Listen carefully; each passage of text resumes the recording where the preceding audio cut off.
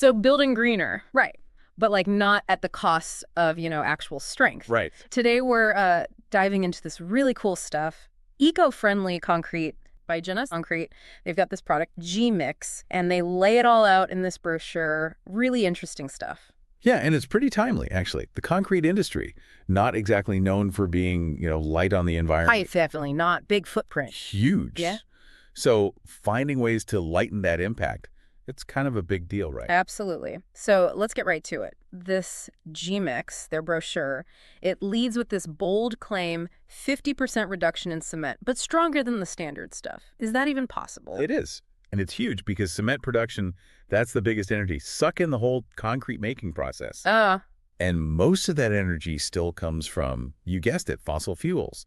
So cutting cement use by half, that's massive for lowering the carbon footprint of, well, anything you build with it. Wow, 50%. That's pretty impressive. And they also talk about using recycled materials, locally sourced aggregate, and getting third-party verification. Are those just buzzwords, or are they walking the walk here? No, they're actually really key. I mean, think about it.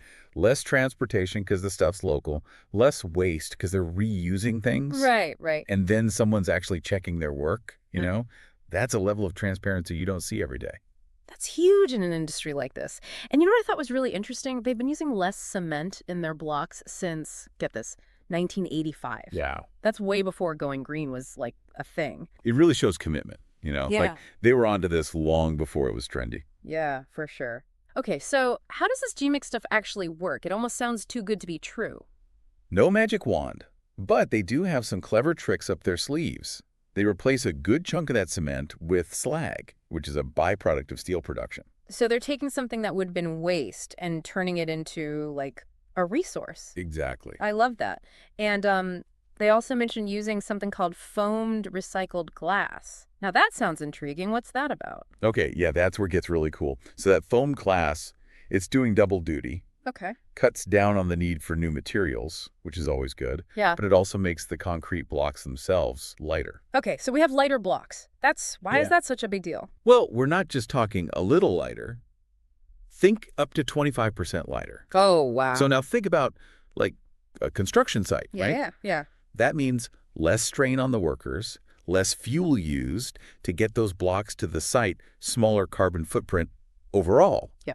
And that's like just scratching the surface. I mean, they gave that example that a project using 100,000 blocks, that could mean nearly 15 fewer truckloads. That's wild. Yeah, it is. So, okay, all these sustainability claims, it's not just hype, right? There's like data to back this up. Oh, yeah, absolutely. And this is the cool part. They have these things called environmental product declarations. Okay. EPDs. It's basically like nutrition labels, but for building materials.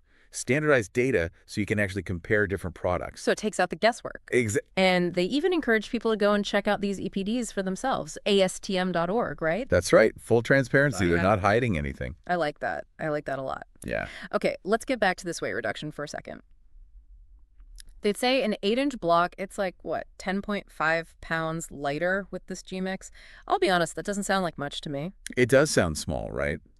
But think about it. You're carrying hundreds of these things day in and day out. Oh, true. Yeah. So lighter blocks, less strain on the workers, fewer injuries potentially.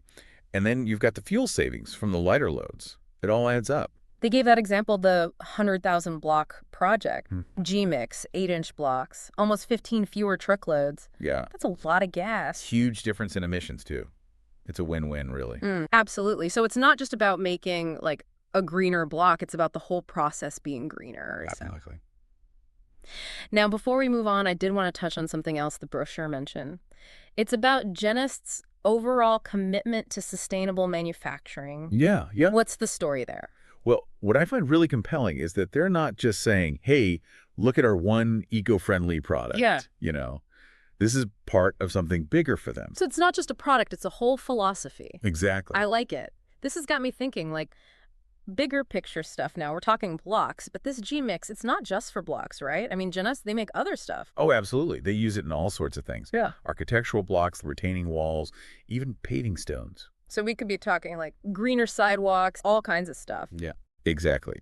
The possibilities are pretty exciting when you start thinking about it. It really is amazing. But let's bring it back down to earth for a sec. For our listener, like, why should they care? What's the real impact of actually choosing G-Mix? I mean, that's the million-dollar question, right? Knowing about this stuff is great, but it only matters if it leads to, actually doing something. Totally. So let's say you're an architect, right? And Yeah. you're designing a school. You want it to be safe, obviously, but you also care about the environment. How do you balance those things? Right, because that's always been the dilemma, hasn't it? Mm. But with Gmix, you don't have to compromise. You can have a building that's strong, it's going to last, but it's made with materials that have a smaller impact. So you're saying architects don't have to feel guilty. It's not just good for the planet, it's good for their peace of mind, too. Exactly. And it's not just architects. We're talking developers, contractors, even the people who are going to use the building in the end. Yeah. We all have a stake in this. So true. And let's not forget the workers, the ones on the construction site, right? Lighter blocks, less strain, potentially fewer injuries. It's safer for everyone. And it's a ripple effect, isn't it? One change, like using lighter concrete, it impacts so many different things. Like that saying, a rising tide lifts all boats.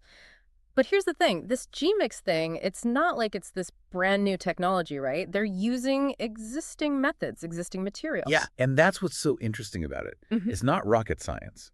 It's taking what we already know and applying it in a smarter, more sustainable way. Which makes you wonder, if it's this achievable, why isn't everyone doing it? Why isn't this just like the standard? Yeah, that's the real question, isn't it? Oh. Something to think about.